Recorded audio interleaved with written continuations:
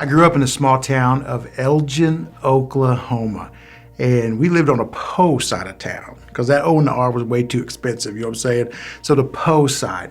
But unfortunately, my family was ravaged with alcohol and drug addiction. My mom was an alcoholic and eventually became a drug addict. My dad was never a part of my life, and so I lived in this chaos, this storm that seemed to be a generational curse. But there was one guy in my life that I think about every Christmas, and it was my great-grandpa. His name is Horace Taylor Know You Bad. Isn't that an amazing name, Know You Bad?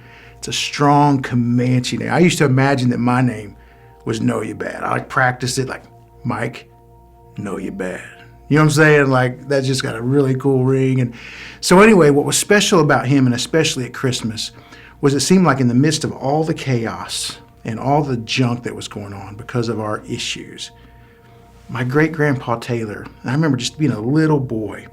Okay, I was never a little boy, but when I was a child, my great-grandpa seemed to have a way, and maybe it was just the way that they respected him, maybe they looked up to him, maybe it was his age, I don't know what it was, but there was something about him where he could bring the family together. And at Christmas time, it was a moment of peace. He was a peace bringer, a peacemaker. And for that day, there was no drama, there was no drugs, there was no alcohol, there wasn't anything like that in the house. For that one day out of the year, it seemed like we were a real family.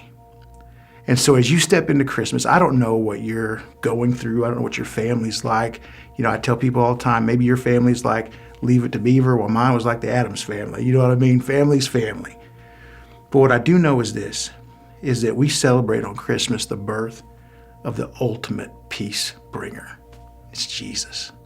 And because of what Jesus did in my heart, in my life, I get to provide a Christmas for my family in the name of Jesus that brings peace and goodwill to men. Merry Christmas.